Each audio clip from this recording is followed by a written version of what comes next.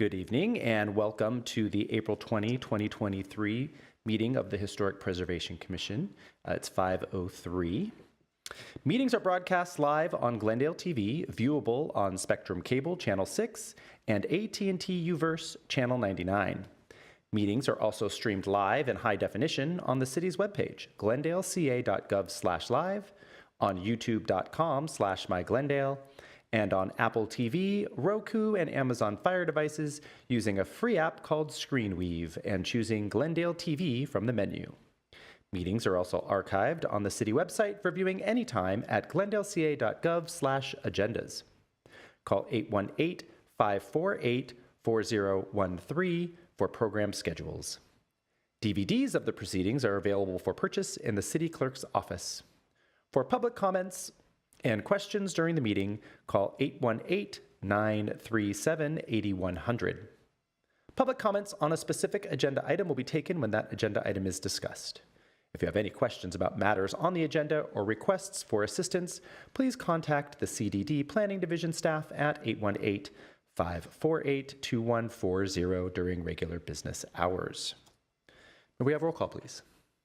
Commissioner Doom? Present. Commissioner Yurka? Here. Morgan? Here. Chair Cragnati? Here.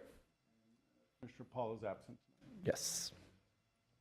The agenda for the April 20 meeting, regular meeting of the Historic Preservation Commission was posted on April 17th, 2023 on the bulletin board outside City Hall. Has everyone had a chance to look at the minutes?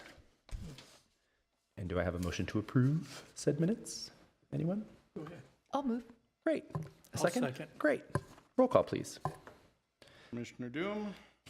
Aye. Commissioner Yurka? Yes. Commissioner Morgan? Yes. Chair Cragnati? Yes, please. Item number 4, oral communications. We have one speaker card in the chambers. Alan Dish.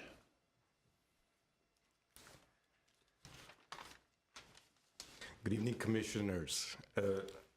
Thank you for having me, Alan Dish, student of history, philosophy. It will be about the library. There was a presentation about it last month.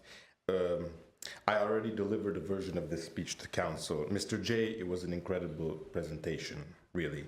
I was watching it live. I watched it 2 more times. I am simply a fan of brutalism, and I like to think it was brought up so much because I mentioned brutalism here in the context of the Verdugo Absolutely. Wash. Okay. Yes, that's definitely why. Okay, I'm glad you think so. Mr. Doom, you were not here on that day, so you are spared the inquiry, but it will be very gentle. I learned about the origins of the library, Alma Dunford's pioneering work, the Tuesday afternoon club's involvement, and so on, how a second set of stairs was added in the 1990s. It's very nice also, Mr. J, you confirmed rather, that the library was built on the lands of the Glendale Central Park originally.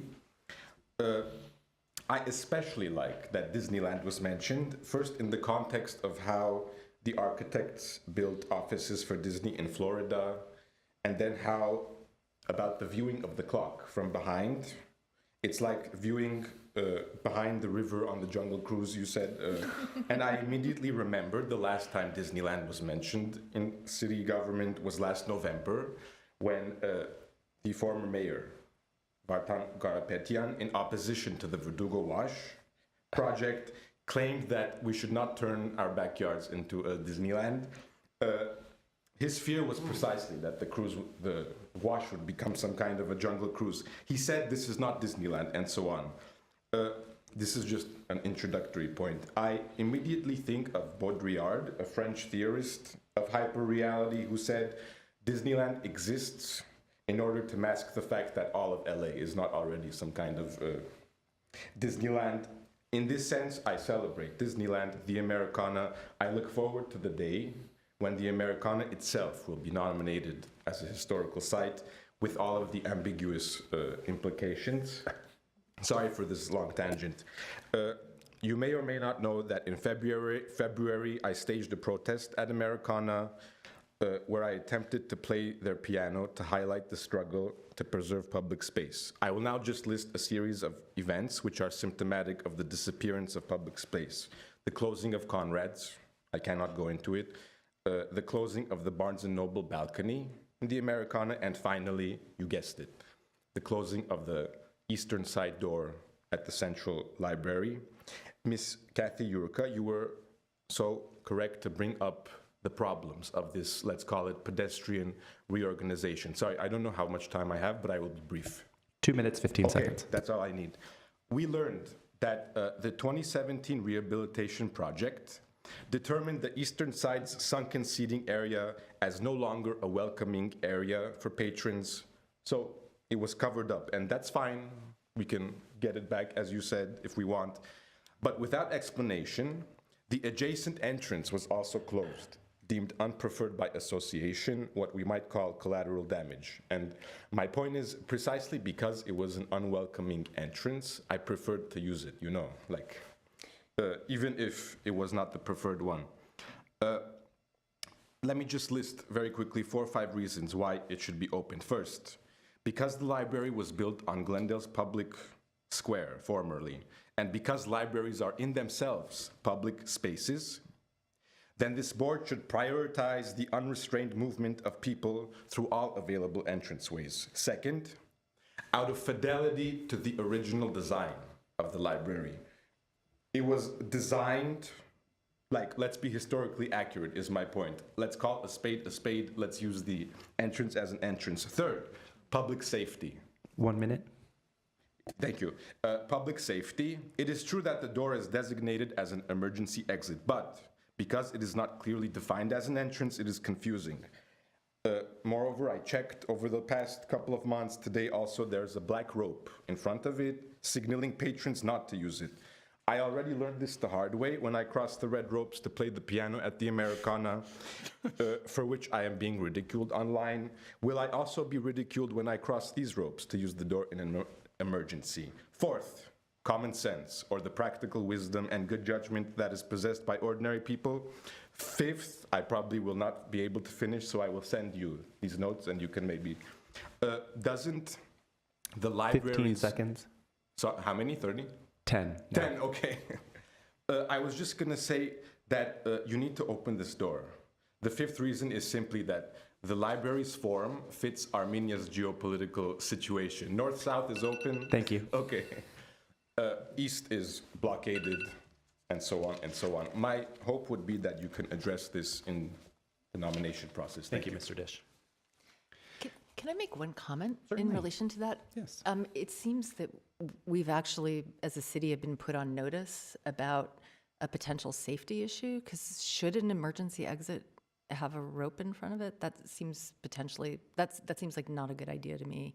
I'm sure that they want to prevent people from walking through the historic entrance and exit, but I don't know what the rules are, but I think that's worth looking into. It has nothing to do with the purview of the commission, but. Okay, great. Do we have any callers? Thank you, Mr. Dish. Do we have any callers? No callers. Okay. Any comments from our board members? Yes. Ooh, tie. Look at this. Vice Chair Doom. Thank you. I would just like to simply address and express our commission's condolences for the passing of Councilman Najarian's father and for the passing of Friends of Rockhaven President Mrs. Linkhorst's mother. They have our past sympathies at this time. Thank you. Sure. Mr. Morgan. Can I go? So you may. Oh, thank you. I would like to invite you to Art on the Rocks, a woman's arts and crafts fair on April 22nd, 2023 at between 10 a.m. and 4 p.m. at St. Luke's of the Mountains Church, the corner of Foothill Boulevard and Rosemont at 2563 Foothill Boulevard. Please come and support those that support us. Ceramics, paintings, clothing, photography, jewelry, candles, prints, note cards, crochet, and Friends of Rockhaven souvenirs. The church, you'll notice, was designed by Seymour Thomas. He the place originally was empty. He painted a picture of what he thought should be there. And in the 1950s, they built this stone church, which is known throughout the valley. On top of that, a week later, Crescenta Valley is having their 17th annual Hometown Country Fair. It's at Crescenta Valley Park at 3901 Dunsmore Avenue, 91214. It's like I said, at Crescenta Valley Park, one day only from 10 to 5 p.m.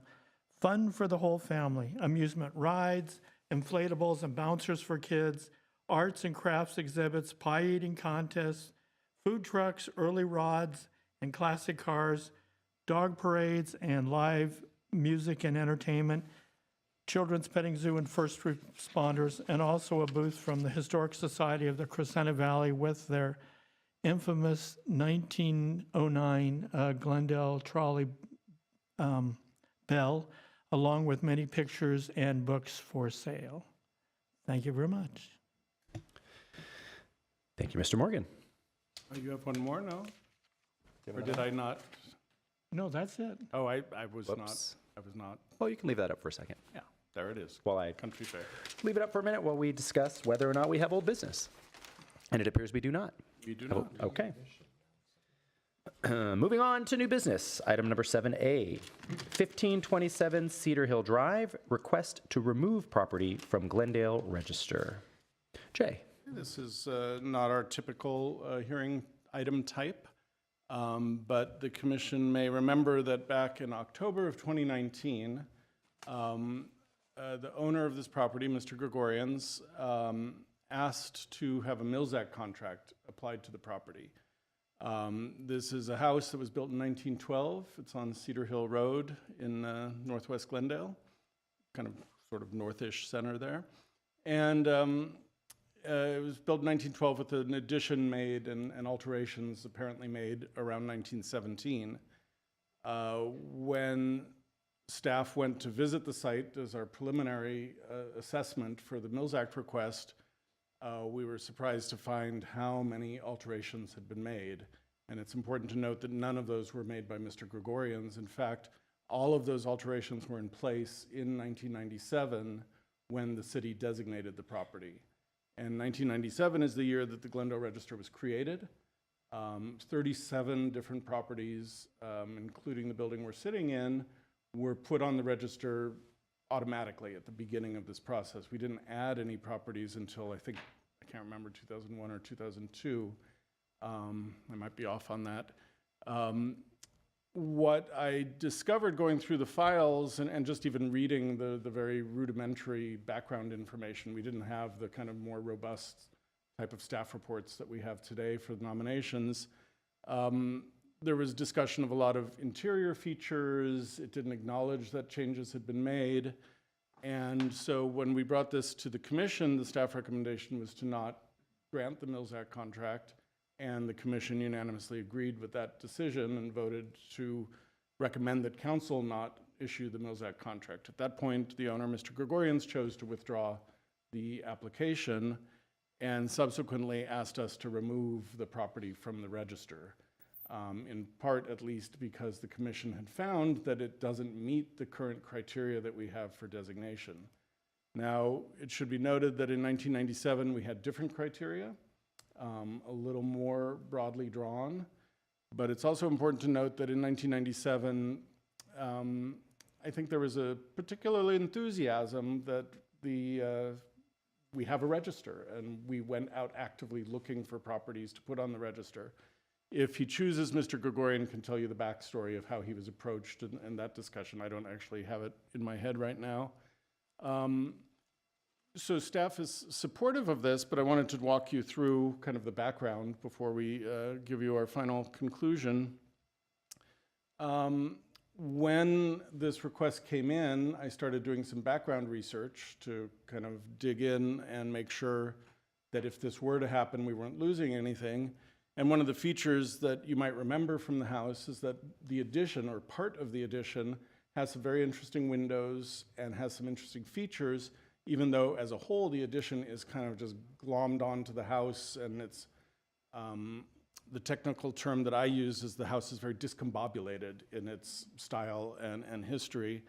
But doing the research, I found a mention in Southwest Builder and Contractor, which has now largely been digitized, which used to be an incredibly painful process to have to research property histories, because this publication used to, whoever was building a house, there would be a little line, or sometimes, as you see here, a little more, talking about who the owner was, what the address was, what was being added, often with the name of the architect.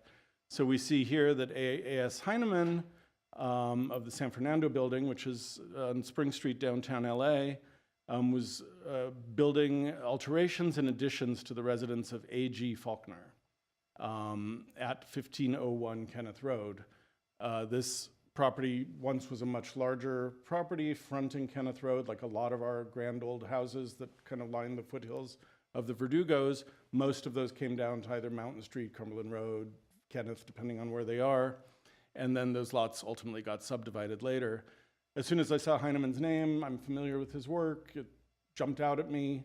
And we retained a consultant, the city retained a consultant who had background working with Heineman projects to kind of make an assessment of the property, whether the Heineman addition and alterations in their own right added to the significance of the house. So Teresa Grimes, Historic Preservation, prepared the memorandum that's part of your package, and found that the alterations, it's hard to piece the history of this house together ultimately. Some of the things that Heineman did have been removed, we think.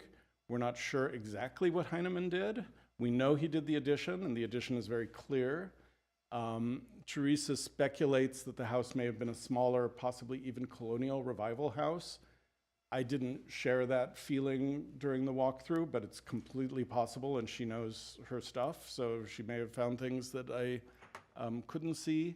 But all of that doesn't really matter. What we're looking at is the condition of the house today, the condition of the house when it was put on the register in 1997. But just for background, Heineman worked with his two brothers. So Arthur was kind of one of the lead designers. Alfred was another designer. They kind of swapped names. They had different business names over the years. Their brother Herbert was involved with them for a while. Often they're just referred to as Heineman and Heineman for Arthur and Alfred. But cool, they were early adopters of the bungalow court concept, not the first bungalow court, but Bowen Court you see here in Pasadena on the top is their work, which is still there. And then Arthur Heineman developed the concept of the motel. The Motor Hotel is his thing. And this building in San Luis Obispo tells that story.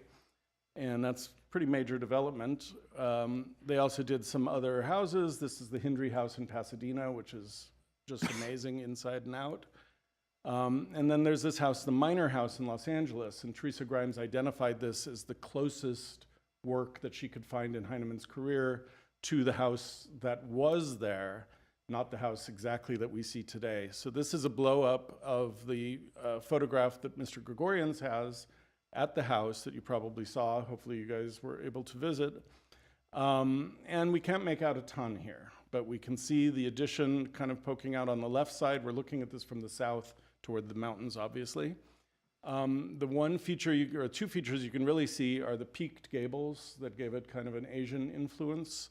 We see that on some other craftsmen in Glendale, and you also just saw it on the Minor House. That's kind of the key thing that suggests a connection.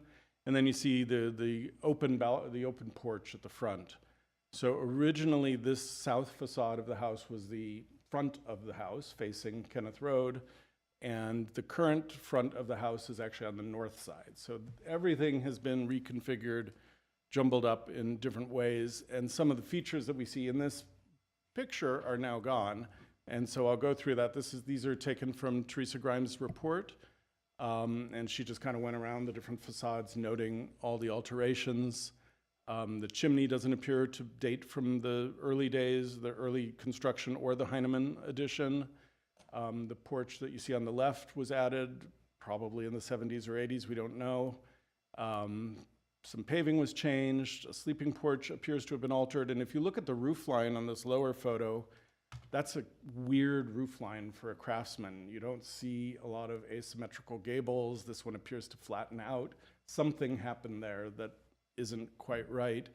And then strangely, you see the gable on the later porch addition kind of reverses that, but reflects that idea. Like I said, it's pretty discombobulated. This is the east facade. The breakfast room, Teresa says, does not appear to be in the photo. I see the roof of this in the photo, so I'm not 100% sure what's going on with that. But more importantly, you can see that all of the windows on the house, except for the living room addition that on the west that we'll look at in a second, have been replaced with single pane casement and fixed windows. Other changes to the property, which are not strange for historic places: pool deck, stairs, access to the pool. The pool itself was added, obviously, at a later date and then redone. And I think Mr. Gregorians did some of that work, but that didn't touch the main part of the house. Another sleeping porch looks like it was enclosed. She points out that the peaked gables were removed. A big change was the loss of the open porch that we saw in the historic photo. The gable area above the windows used to be open with the kind of real cool heavy timber cribbing. Windows were added to enclose the space. The photo below is directly below the porch area, and it's a sliding glass door that opens to the basement level. On the right, we see the entrance, or an entrance that may have been the original path up to the porch. It makes sense. Teresa felt that it was part of the 1917 work. The doors are not original. And then she points out the windows on the bottom right show the cloud lift detail. This is the living room windows. This is definitely a Heinemann feature, and you see it sort of in the Minor house. You see it at the Gamble house. Super cool feature. I didn't know what to call it. Teresa taught me cloud lift. I thought it was kind of a Art Nouveau inspired kind of something. You can see them a little better here. So there are several windows on the living room wing that have this look. We don't know if this was on the body of the house after the alterations were made by Heinemann. There's a garage that was formerly a reservoir, if you remember from visiting, but that even has been altered from whenever it was turned into a garage. Here's a close-up view of that porch configuration. And what I find interesting, it's a beautiful house still. It's a nice house. It's a lovely property. But based on the research that Teresa Grimes did, staff's research, the finding of HPC that this didn't appear to merit a Mills Act contract because of these alterations. And you should remember that that's not just because the owner chose not to try to restore it back. We wouldn't even know how to do that. We would obviously find the Heinemann living room to be significant, but if we were to start taking the windows from the living room and applying them to the rest of the house, that's speculative. Could have been the case. Makes sense that it would have been the case, and we certainly wouldn't expect the owner to do that, and that was discussed at the Mills Act hearing. So this is kind of unusual. There is a provision in the Historic Preservation Code to remove properties from the register. One of three findings need to be made. One is that the house or the property's been destroyed or demolished by natural disaster, accident, or fire. There's the third one is about any work that's required to rehabilitate, restore, or stabilize a property that is determined to be an economic hardship to the owner, could allow a property to be removed. This is called kind of the escape clause that's important to have in all preservation ordinances. It's never been invoked in Glendale. It hasn't been invoked, as far as I know, in most other cities. But the finding that's germane to this situation is that the property has diminished historic significance or value upon a showing of clear and convincing evidence, including that this diminution is not the result of demolition by neglect or work performed without permit. And so I have to acknowledge that some of this work that we know was done from physical evidence, we can't find permits for, but that was done by a previous owner. And I think this provision is to make sure that a current owner of a property doesn't start stripping things away just to get it taken off the Glendale Register and lose those protections. So I think that was my last slide, yeah. So you are advisory to City Council on this item, and City Council will make the final vote. It will be publicly noticed at that point for that hearing, so the sign will go up on the property and a mailing will go out. And that's what I've got for you tonight. Thank you, Jay. At this time, we'll open the public hearing. Mr. Gregorians, would you like to come and speak to us? Yeah, I would like you to please correct confusion that eventually has become a detrimental value of my property. You know, at that time, back in 97, when I was approached, there were a lot of promises made, blah, blah, blah, blah, none of it materialized.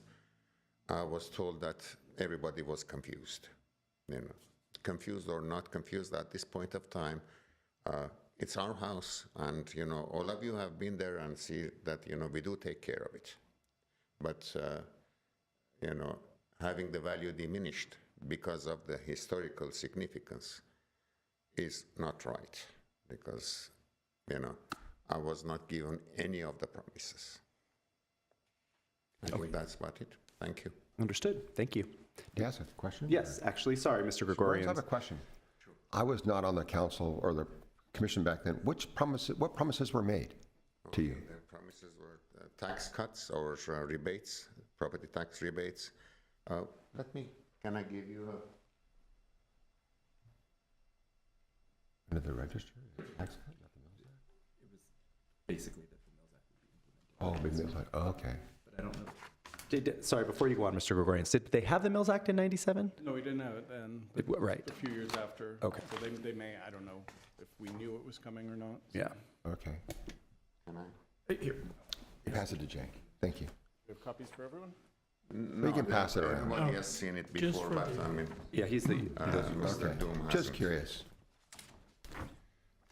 Goes to you first. Thank you.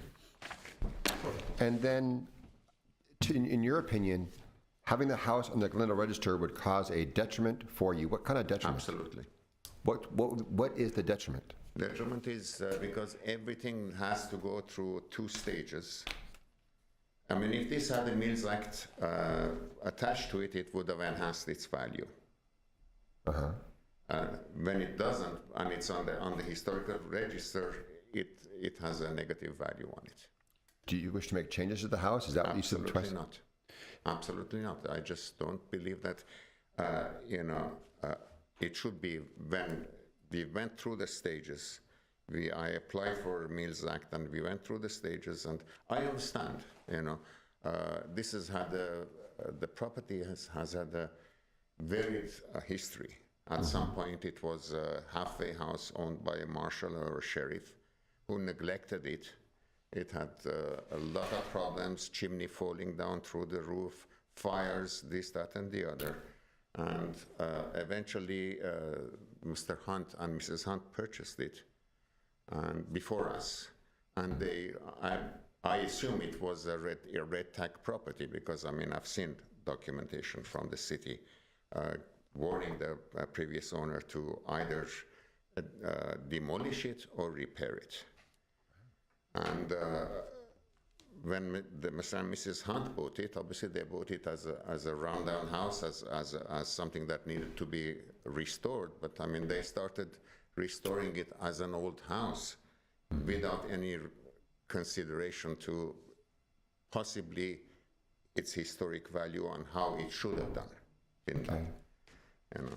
Well, thank you we have not, as Mr. Platt said, we have not changed anything. I mean, we've maintained it. I've replaced things. I mean, whatever needed to be done. But I mean, I haven't changed it. It's as was when we bought it. But this is the way we bought it, unfortunately. I wish to thank you for preserving it in the condition it is. It's a beautiful looking house. Yeah, I mean, the open porch, it's an impossibility because right now it's...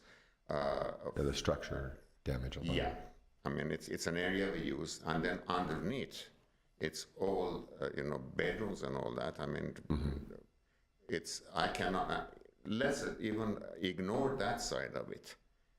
Getting the windows, which we don't know how they should look, it's going to be looking at something like $120,000 because it's got to be wood, custom, blah, blah, blah, blah.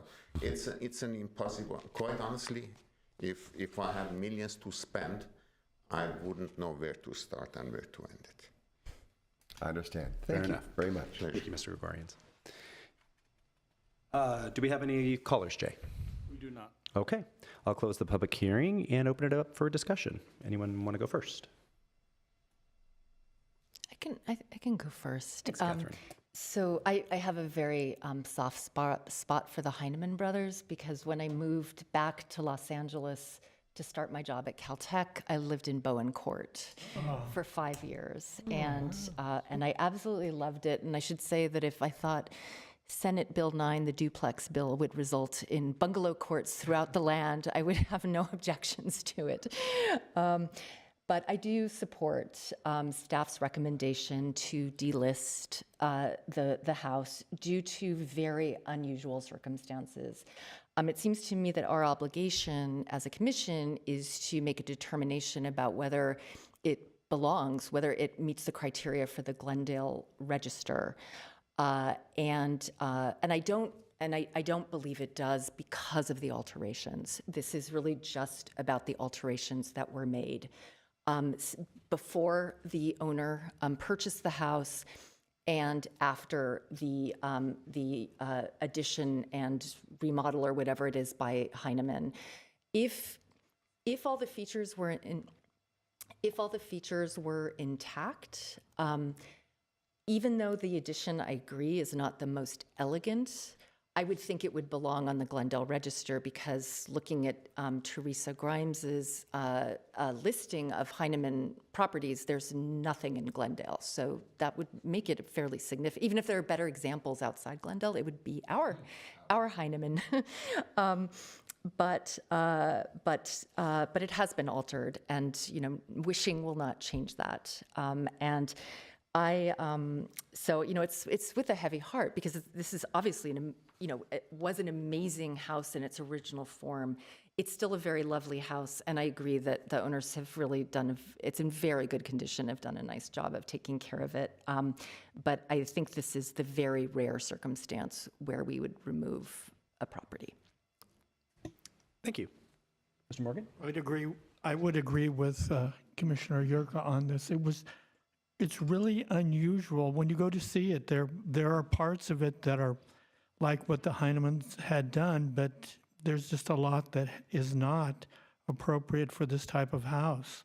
I remember at the time we got this letter, and the city did promise, or seemed to promise, that they were going to get certain things from it if and when the Mills Act was going to come. At the time, the Mills Act didn't, and I believe he was acting in good faith when he presented a very complete packet of information on what he had on the thing and what the city had seemed to promise him. But we came to the conclusion at that time there were just too many changes to the house to be part of the Glendale Register, even though it's a beautiful house and it sits in a beautiful area, but it's just no longer with the of the stuff that we have today to be on the Glendale Register. Thank you, Mr. Morgan. Mr. Doom? No comments. I said my piece. Thank you. Okay, thanks.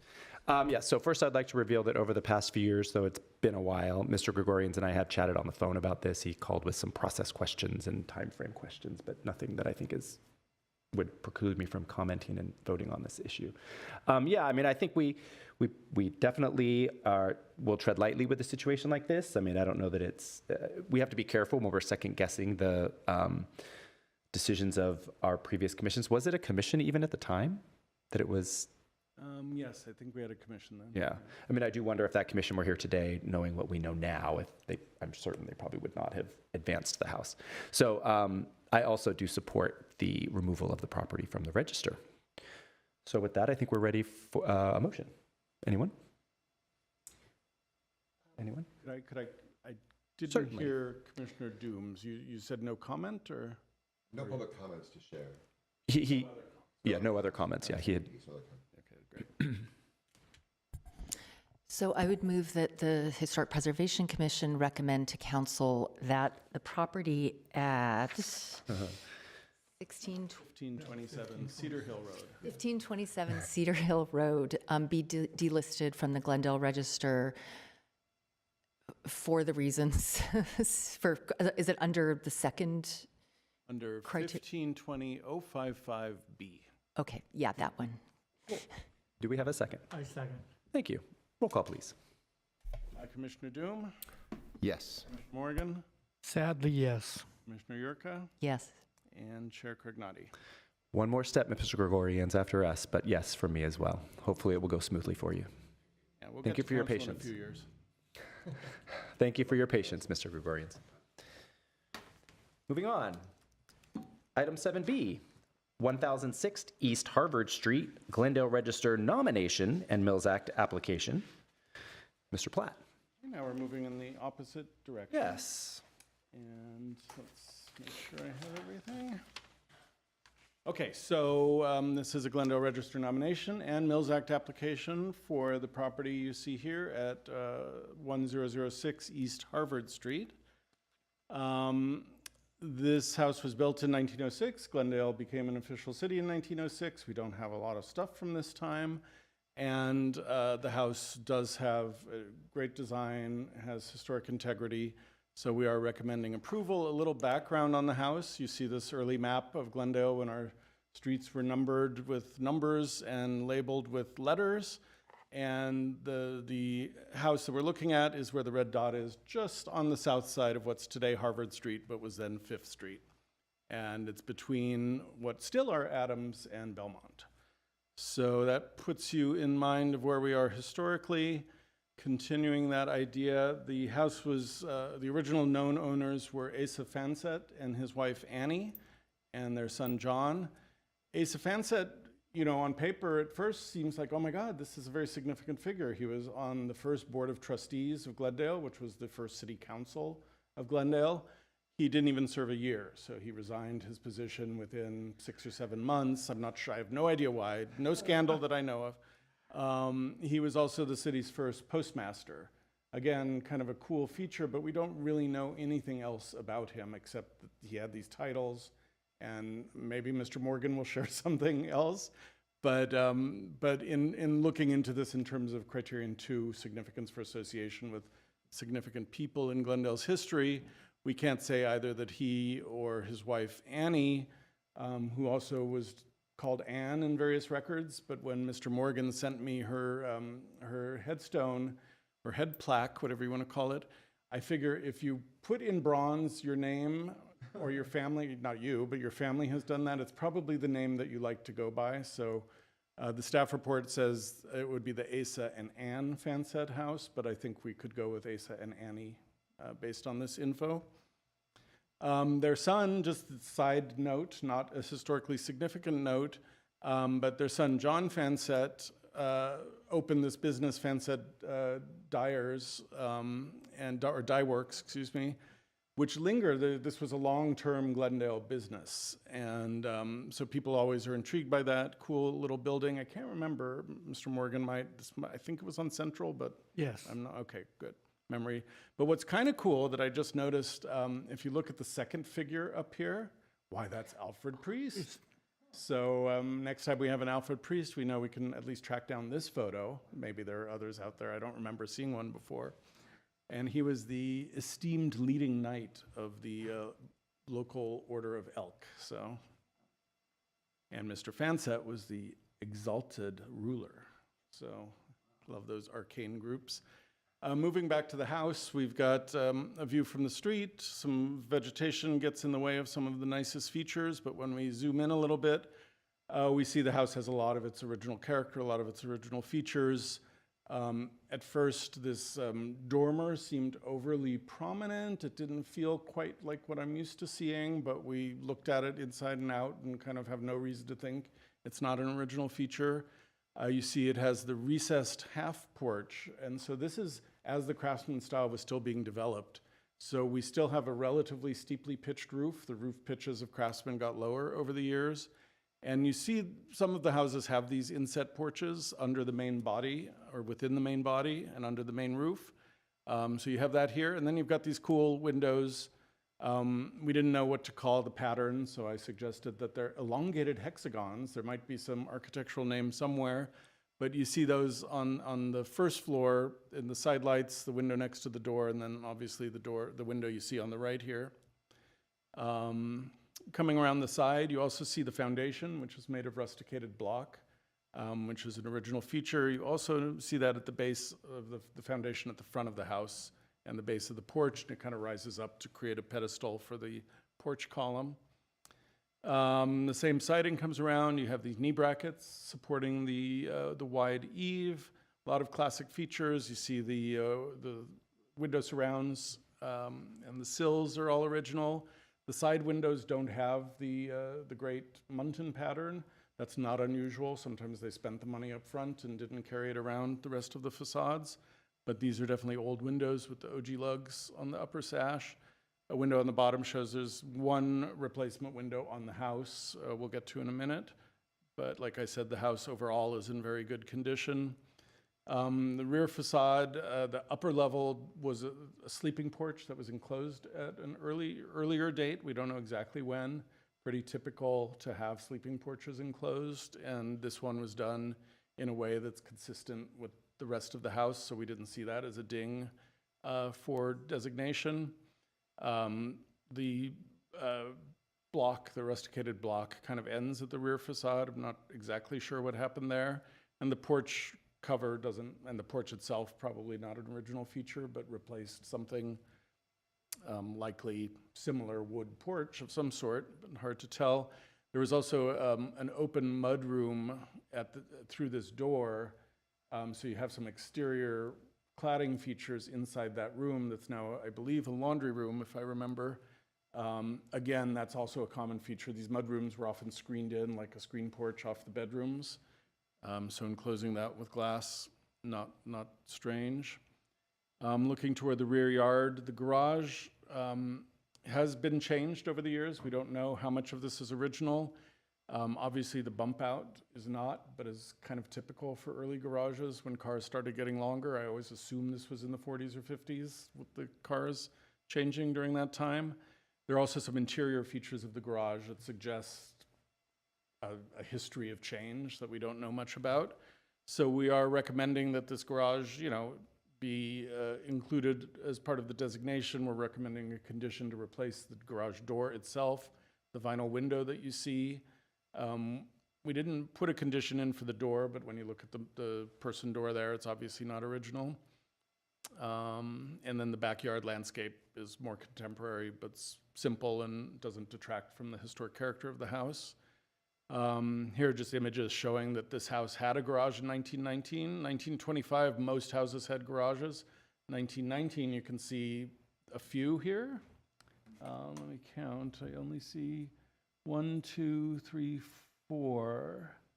So these other houses had dwellings behind them or other outbuildings. So kind of an interesting tidbit of history, but it's in the location that it's in now. Same shape as more or less what we see today. So I think the bones of this are probably original and it's been altered. Going back to conditions that you might want to consider as Mills Act conditions, we think this sliding window should be replaced. That's consistent with our treatment of other replacement windows on Glendale Register properties. We noticed this on the shoulder of the chimney there, a cracked capstone that we think needs to be replaced to prevent water damage. Some of the boards on the side of the stairs, these stairs don't look like they're original, so we don't know exactly what was there before, but wood stairs make sense. The cheek walls, not 100% sure. You can see the craftsmanship here is not of the Craftsman era. But we thought at least the boards that are deteriorated and bowing out, this area should be repaired to just make it whole again. There's also a driveway gate that we did get a good picture of, but also this gate on the side of the house, which are kind of pushed back. They're not front and center when you look at it from the street. We thought a coat of paint would certainly help these blend in and be consistent with other conditions that we've made. So here we go. We find it eligible under two criteria. One, for its association with the early heritage of the city, specifically because of the date. And this was identified in the South Glendale survey under criteria 1 and 3. So we agree that those are both appropriate. As I mentioned, the Asa and Annie Fansett House would be our recommended name. And I think I mentioned all of these enumerated. Yeah, so I covered all the conditions. And that's the end of the presentation, unless you have any questions. I do have a question. Jay, can you go back to the slide that's the rear of the house in 2 photos? This one. This one, yeah. Isn't there 2 additional sliders at the rear of the house? I don't remember. Oh, did we? Yeah, that could be my mistake. This is, There's one on the east. let me just look at the Yeah. conditions. This was Casey's show. Replace the slider window on the east facade, That's which one. is this one. Yeah, you're correct. Yeah, Yeah, because I think that, I'm sorry. oh, I was just going to suggest that the conditions include replacement. Yeah, and I think the owner might ask you or discuss that with you. I think that's a more recent replacement. We have historically accepted that windows over kitchen sinks become kind of difficult to use, especially hung windows. And we noted that it was a change, but we wanted to leave it up to you to decide if you wanted that to be a condition. And which one is over the kitchen I sink? believe it's the one to the right that you sort of see through the porch. Oh, okay. And did you see it? Was there a third window? I thought, Two. yeah. Is that, Oh, I think those are fixed windows, and the owner again can verify. they're not that. fixed That's- windows? They are sliders. Those are sliders? Okay, so. And then there was also 2 vinyl windows on the garage. There's one on the side, Yeah, Or one on the return. which you don't have in the My picture. mistake, yeah. okay. So Okay. yeah. Okay, Just keep track of those and we'll add to conditions. Sure. If you want. So Yes, then, please. I guess a question I have would be, the replacements for these sliders would be double hung windows? Generally, yeah. Okay. On a house that has And other double hungs. On the east side window, can we look at that again? Mhm. Are the proportions appropriate for one double hung window? No, that would be a pair. So you'd have to do a pair of Yeah. windows, right? Mhm. Okay. Okay. At this time, we'll open the public hearing. Kenneth Simon, who I believe is our property owner. Come on down. Thank you for coming. Thank you all very much. I appreciate this opportunity. I just wanted to briefly tell you that when I purchased this house in 2019, I didn't know how a historic register worked. I didn't know what the Mills Act was. I didn't come to this house thinking, I'm going to preserve that thing. I came to the house because I thought it looked like a great house for our family. But I do come from a family that's very involved in preservation. My father's very active with Hollywood Heritage. And that sort of developed and encouraged in me this idea that we had something special on our hands. The prior owners of the house had done a lot of rehabilitation and taken a lot of care. I have documents showing that the city had warned an owner from the 90s that the property was uncared for and dilapidated, and the previous owner did a lot of wonderful work, and I wanted to continue with that in the spirit of keeping it the way it should be and was. So I started doing a deep dive on research on the house and learned a lot about the Fansets. One thing that I found interesting is that in his obituary, Asa Fansett, the LA Times called him one of Glendale's old settlers and most highly respected and widely known citizens. So it seems like we've lost a little bit of the thread about why exactly that is, given his short tenure. But his family certainly has quite a history in the city. I've developed essentially a list of almost all the owners of the house from that time to the present. And it's just exciting to learn about the history of the house and knowing that the person who lived in the house was part of the founding of the city in the same year the house was built. So again, I'm excited about this, and I thank you for your consideration. Thank you, Mr. Simon. Before you go, you've had a chance to review the conditions and things. I have. Do you have any questions about any of them? I don't have any questions in terms of whether the conditions are appropriate or necessary. I may, going forward, need to consult about the details of what I plan to do. Some of it's already been taken care of, like the fence has been painted so we have our plan, and we'll work with those conditions. Okay. Yeah. May I ask one question just about the issue of the kitchen, the window over the sink? Because I understand why that's a potential issue. Is that the window that's above the staircase there? Yes, it is. Okay, Yeah. thanks. Would you be willing to follow through with the recommendations in the report? Yes. Plus perhaps others, since we missed a couple. Yeah, it might expand. But you don't object to any of the recommendations for their cost or implementation? I do not, and that includes the additional windows as noted. Very good. I would hope for a 2-year window, but I'll leave it to your. Yeah. Thank you. Thank you, Mr. Simon. Thank you. Any callers, Shay? We have none? Okay. We'll close the public hearing. Comments? Oh, can I ask one more question? No. I'm just kidding.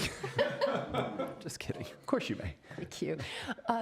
Can you show the image of the garage again? Because I'm just wondering what you had in mind as a replacement garage door, because I know that a garage door from this era would be, Slider, probably.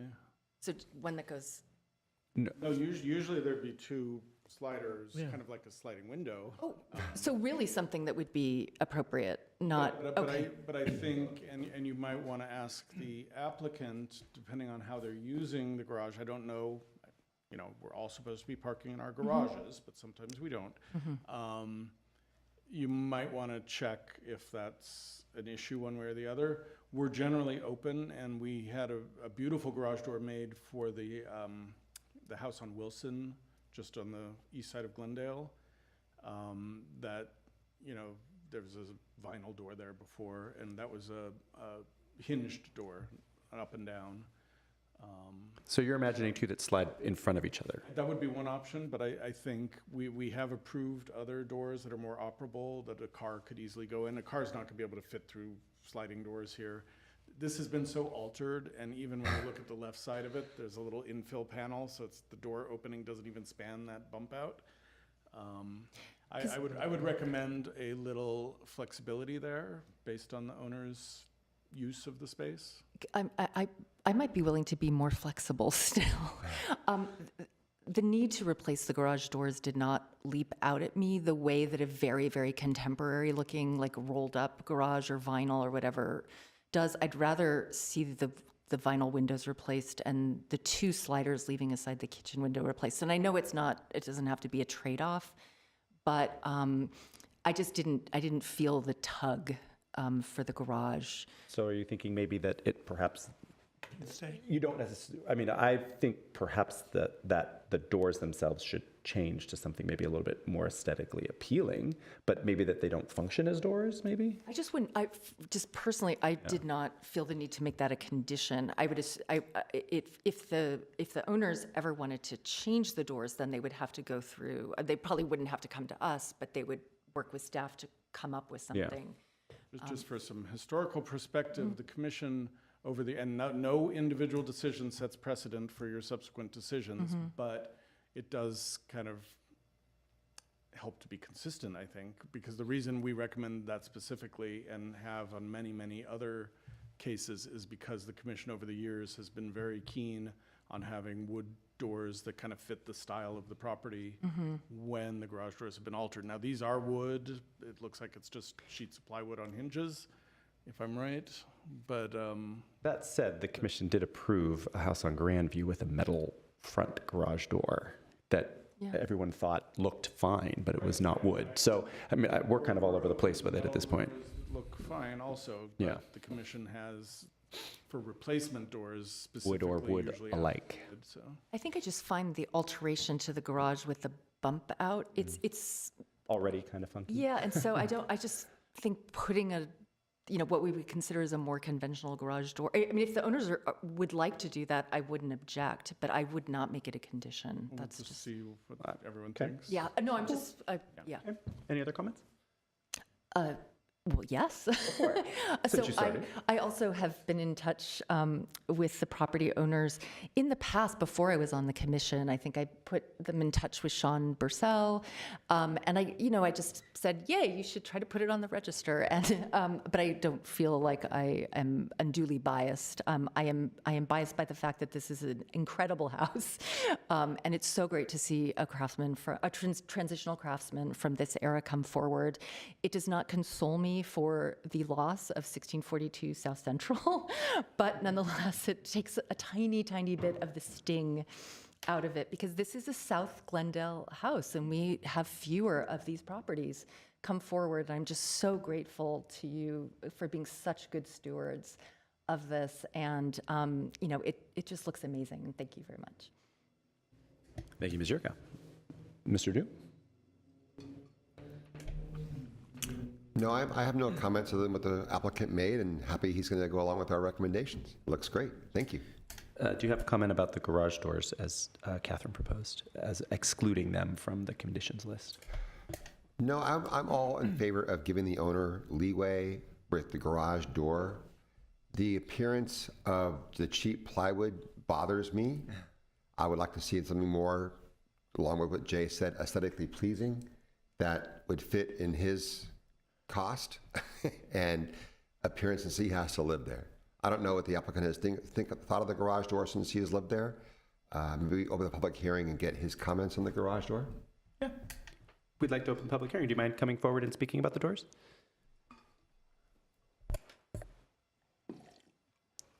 Thank you. So I will acknowledge that they're just plywood doors that wobble open and shut.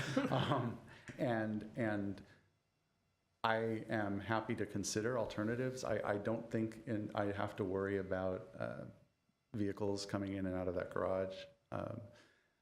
I'll leave it to your discretion whether it's something that you want to make a condition, but the doors aren't great anyway, and I'm open to making a change.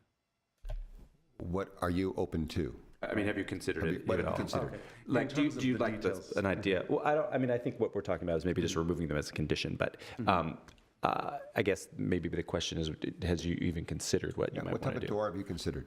Right. So I haven't gone into considering the type You of door haven't? yet. Oh, okay. Right. That's something I would consult about. And yeah. Okay, so as long as you're willing to consult with us, that'd be great too. Yes. Yeah. Thank you. I mean, there's grading issues. As you can see in front, swing doors might not work great because depending on how big they are and all that stuff. So, okay, thank you. Okay, thank you. We'll reclose the hearing, public hearing. But they would have originally been hinged doors, probably, Jay? Is that correct? It could have been hinged, Or the slide. given that they chained the bump out suggests that a car did go in there, which means the sliding doors, as I'm thinking about it more, probably weren't there. Right. Yeah, it honestly, probably would have been hinged. It's so hard to say. It's not even in the middle of the building. That's It that could have door, been, right? I mean, it could have been an up and down hinge door or side to Yeah. side carriage doors. Yeah, okay, carriage doors, doors, that's I right. think 'Cause that's I mean, I think that's what I don't want to, like, I would prefer to have this and that kind of carriage doors, because I've seen that on older garages in Glendale than sliders. something else. And so whether it's, the commission wants to see something a little bit more substantial as, something like out of wood, not plywood, but that would be, Yeah, preference. it's not false history, but you can design a door that looks like two parts with a central vertical strip of wood and then a frame around the outside and then whatever's happening with the infill that recalls the look of carriage doors. I personally detest fake carriage doors with the straps, the fake straps, and then like the hinge straps. I know you're not saying that. I'm Yeah. just speaking just yeah, generally. yeah.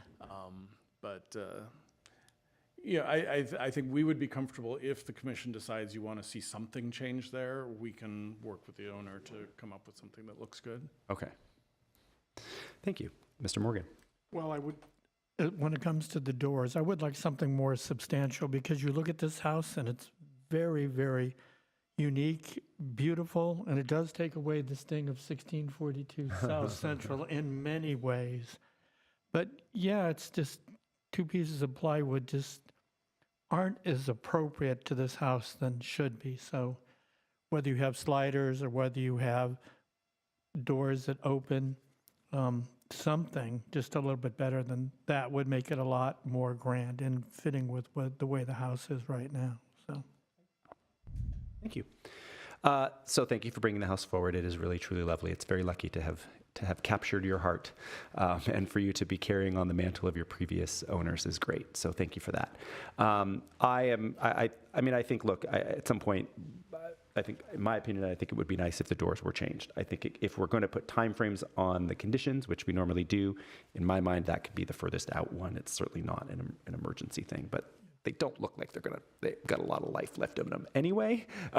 So it might be moot. It might come up much sooner for them. So I think it sounds like we're all pretty in agreement with it. If someone would like to make a motion, let's consider, sorry, sir. Quick thing, was there, are you asking for all non-original windows to be replaced with hung? 'Cause I heard of a little possible. So there's the 2 vinyl windows on the garage. And the door, I think Jay mentioned. On the We didn't garage. have that as a condition, so if you want the door, we should You can add see it in the door. photo there, sort of through the I don't have tree. a great photo of it, but It didn't jump out at me as being. I think a coat Really- of paint would help that door kind Yeah. of fit in better. And also for me, it's the vinyl. Yeah, I it's the just material more than anything else. And I It's don't the think vinyl window, and that the the door is doors wood, right? you know. Yeah. I can't say, for some doors like that are vinyl or aluminum, so. I think The nod of your head. Do you know if it's vinyl?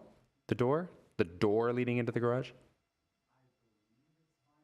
Oh, okay. So the door has been. It was painted when we were there. Okay. Which could mean it's not vinyl. Vinyl's hard to paint. Yeah. Yeah. so- Okay. So there were the 2 vinyl windows on the garage, and then the one window on the east facade that's already been conditioned, and then the one slider that's, I don't know how you guys feel about the window over the kitchen sink. I do understand what Jay's saying about that. So I would be willing, if you agree, to have a condition be the one slider that's not over the kitchen, and then the slider on the east facade. Yes. It'd be replaced with double hung. I think we're all in agreement on that. Okay, so the windows on the left side of the rear facade, on the left side of the mudroom, let's call it, those will be 2 double hung, pair of double hungs, 2 single double hungs on the garage, and then the pair of double hungs on the east facade. Kitchen window stays. Garage door will be replaced, either carriage doors or an overhead door, depending on what the applicant most desires. And then the other conditions, I think we can keep as written. Yes. And we'll still keep the gate painting as a condition, just to verify once Yeah. we're Yeah. looking at I it. mean, I have a picture of it, but yeah, it matches the trim of the house. Yeah. Yeah. So he mentioned 2 years. I mean, could we go longer, or do you think 2 years is enough? It's kind of a lot of stuff, but Longer. yeah. So you want 3 years? Yeah. Okay. And then just keep the garage door at 3 years, or should we make that one a little bit longer? Here to keep them all together, unless something's so glaring that you want to Yeah, have yeah. it fixed right away. Okay. so. So 3, and sounds like we're keeping the garage door in? Yes. Yes. Okay. So 3 years for all of that. Right? Okay, motion. Sound good? Okay. He was good with 2, so. Yes. Okay. Anyone want to make a motion? Kathy, you're just on a roll tonight. Let's do it. I'm just trying to find the language. So I move that the Historic Preservation Commission recommend to council that 1006 East Harvard be granted be listed on the Glendale Register as the He's an Annie Fansett. Annie Fansett House, and that this city enter into a Mills Act contract with the conditions stipulated by the commission. I second. Okay. Commissioner Doom, Aye. Morgan, Yes. Commissioner Yurka, Yes. Chair Crignati, Yes, please. 4-0, approved with conditions. Thank you, guys. Thank you very much. Enjoy your house. One more step. And Jay, this is a side point, but I think it would be nice if something about the original owner as a earliest settler of Glendale could be on the plaque. Yeah, that's easy, yeah. Okay, good. Yeah, because he does seem, mysterious but special. Mysterious. Okay, we are moving on to Community Development Department updates.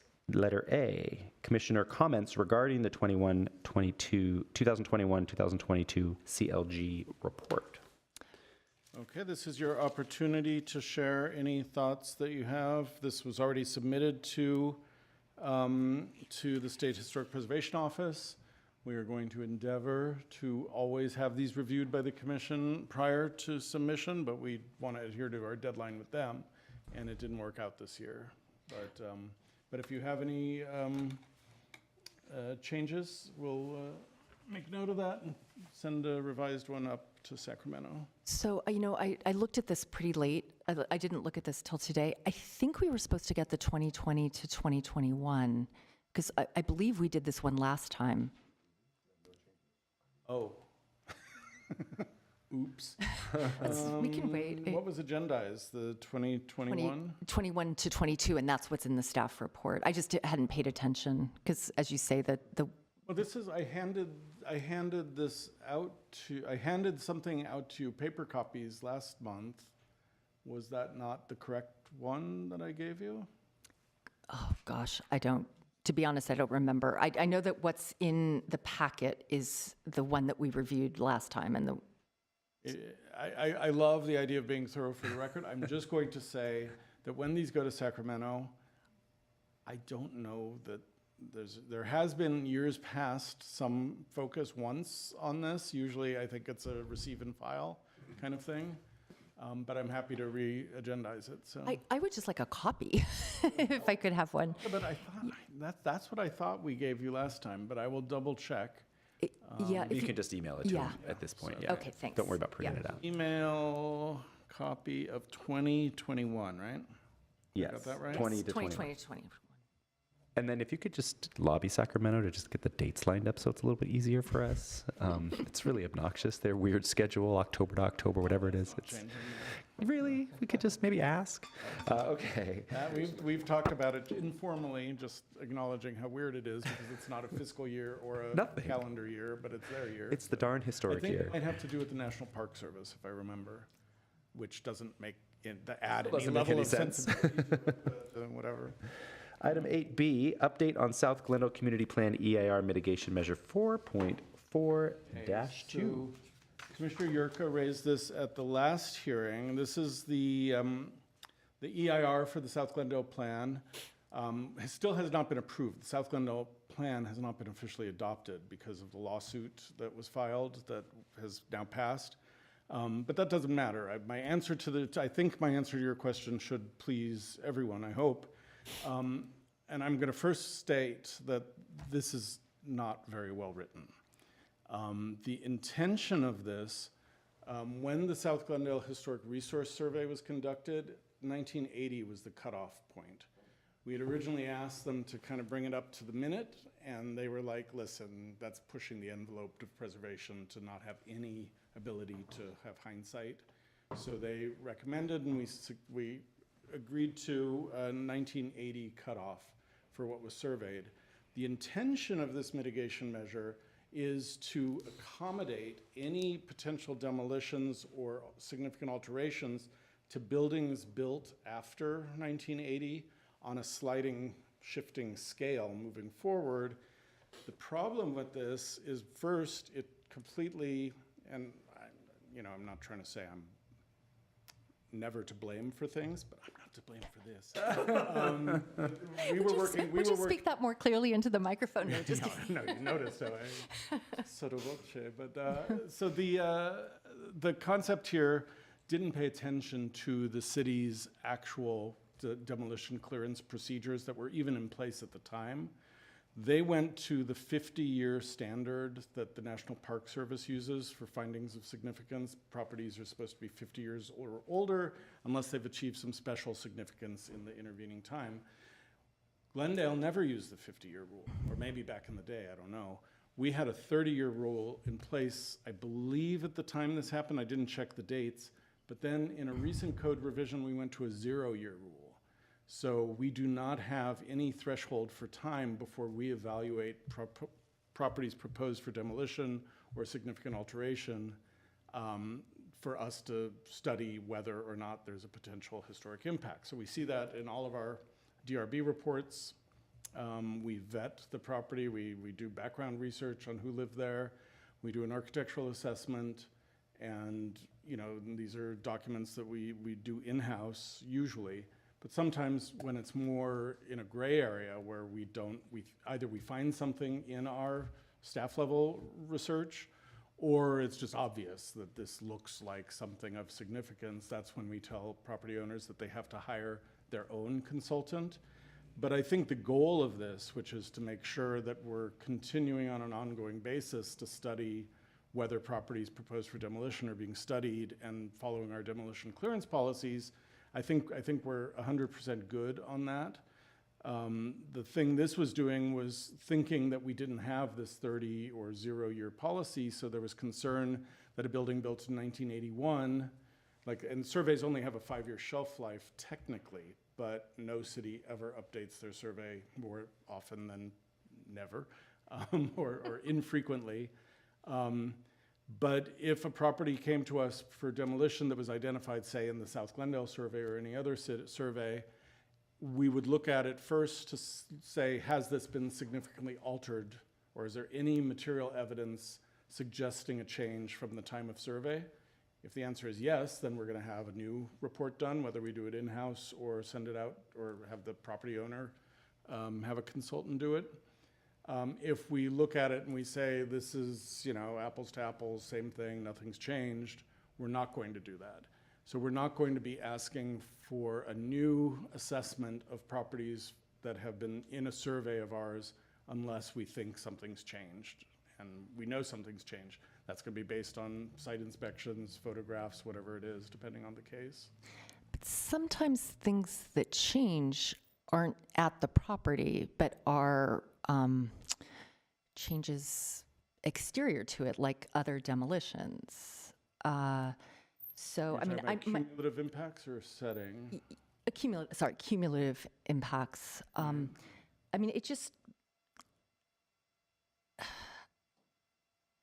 this mitigation measure says one thing, and I understand that maybe the intention was different, but the thing that really worries me is less the architectural significance, that those will get missed. But, I would like to think that in 10 or 15 years, that it won't just be, oh, well, it hasn't changed since the survey that we did back in, 2017, because as the number of historic properties diminishes, the potential value of properties that were not previously identified goes up. But not necessarily. So Potentially. Potentially, It yes. potentially does. You're correct. You got me. But the other thing that concerns me, and this is a concern that I've voiced throughout the survey process, and I understand that I don't think HRG really knew what they were signing on for, like on some level with that. They most certainly did. Okay. Is that they did not have access to Glendale directories because the directories had been sent out from the library to be digitized. They did not crosswalk streets. So, which is, Jay had showed that map of the different street names, for the Harvard House. Well, also the addresses all changed. Yeah. So that, for example, was why the property at 534 North Kenwood, the Little House, when HRG surveyed it, it had a different address back when it was built. HRG said, oh, no known original occupant. Well, there was an original known occupant, but you had to look under the old address. And this does apply to a number of properties. And for me, it's more the association with important figures. And yes, it may be rare that turns up people, but it's not impossible. That's why we do what we do at staff level. Or when we ask the applicant to hire someone to do it. Okay, we so are looking to see. So yes, when I said, yeah, we're going to compare apples to apples, we're going to say, did this house change? we're still going to do. We do an in-house assessment of every property proposed for demolition or significant alteration. Okay. So that's where we hope to trend. There's a lot more online, you're right. Although HRG did do a lot of background research on properties, and yes, there may be some that we find wasn't as good as it could have been for whatever reason, but that was part of their purview in the survey, which is rare for a survey of the scope of that, what we did, the number of properties. But I think we're going to be able to catch those things through the current process that we have, regardless of whether this mitigation measure is well-written or poorly written. This is for part of the city. The code applies to all of the city. So for example, for those 3 Craftsman properties on Milford that also were heard at the council meeting with 1642 South Central Avenue, staff have gone through and done a record check to see who lived there and what. Okay, so that would happen regardless of that. If I could just Okay. address that, because the Historical Society has raised this, and you've raised this, telling us that dozens of Craftsman houses have been demolished. When we do a survey, we tell the community that this survey is going to give you some assurance when you're, as a developer or property owner, buying a property, as an advocate or community member, when you're concerned about the potential loss of a property. We're telling you, okay, this is what we found. And all 3 of the Milford properties were, I believe, 6Zs, not historic, not even 6Ls.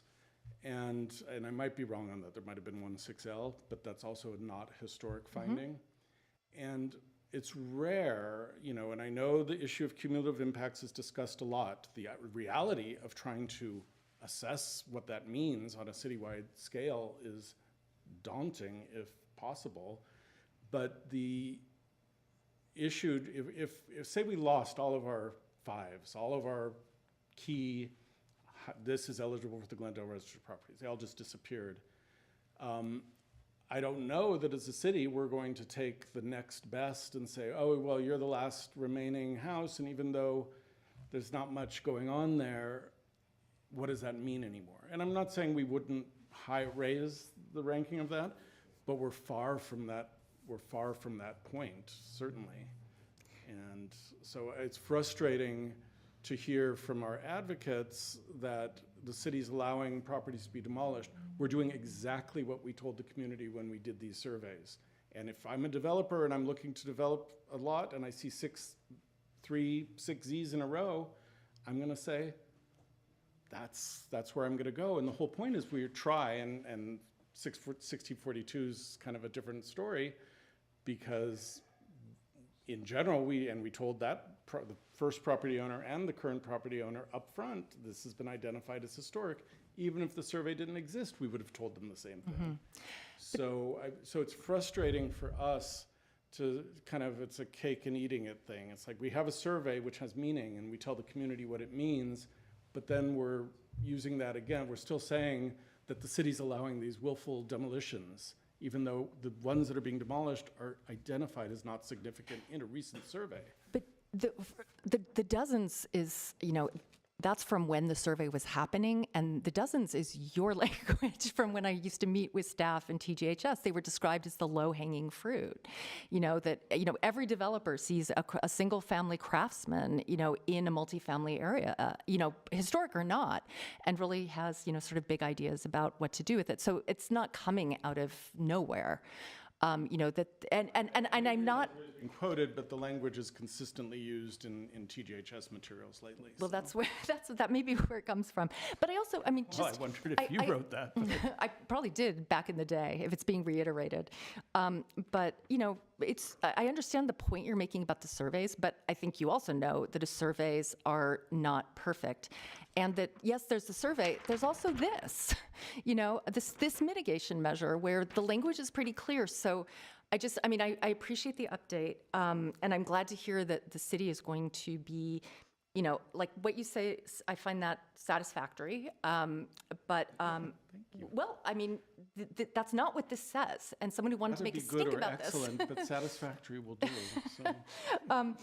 But I also frankly don't understand why staff is, why doesn't the developer have to hire someone and pay that person to do it? Our staff are so overworked. Why is that part of the job that our staff are doing? I can't answer that. Oh, okay. I have no answer. It's what we do. It's what Well, I've good. done for a long I will raise it with my, It's Yeah. the service we provide to the city, and you know, and it's very rare. You know, the architectural assessment is a very easy thing to do at this point. The background of people and events is very difficult to do. Well, not very. These days, it's much easier to do than it used to be. And to that point, it's probably faster and easier to do it. It doesn't take a ton of staff time to do that. And then if we find something interesting, which we have recently on a couple of things that I will not mention because we don't know where that's going, but even the research I did for Cedar Hill, Yeah. when I found the Heinemann in Southwest Building, I was like, put the brakes on. yeah. And so that's an example of how we function. So. no, it's just we have such an issue, and it's not just limited to historic preservation, you know, of just understaffing, overwork, and just something that a developer who wants to demolish, like it just seems like, why not? Let's Charge remember, them. it's not just developers. A lot of our single-family properties are kind of mom and, you know, with the mom and pop, whatever. I hate cliches like that. But it's individual property owners trying to put an addition on the house, wanting to remodel, facade redo, whatever.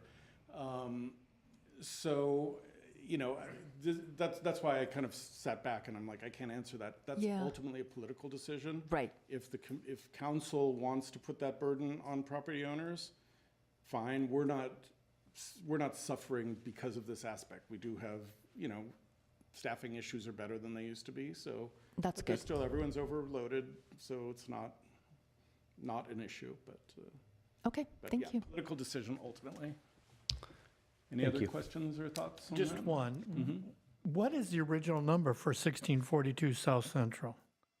It's not in my 1917 directory. Yeah, I don't remember if I knew that. Central was the street name going way, way back. Right. And I don't remember. I think this project's been in the works for Forever, I years. know, Yeah. but I'm just, I don't remember. I don't remember the number, and B, I don't remember if there is another number, yeah. but there could be. I think there is, because that's how they found out that there was actually a house built there in 1911 that burned down. Oh, that's right. And then there was another house built in 1913, but it was only by looking at the original number. That could have been from the assessor's records also. It's, you know, hard to say. Yeah, I don't remember. Sean, turn that up. Oh, Sean. Oh, Sean, how Sean, we if you're miss watching, thee. we miss you so much. Wouldn't surprise me. I don't know. Well, thank you for another robust discussion, Yes, everyone. robust discussions And are with good. that, the April 20th Historic Preservation Commission meeting is adjourned at 6:25. See you next month. Hallelujah. Thank you. Thank you. You are such a good chair. What a great, well-run meeting. Well, thank you very much.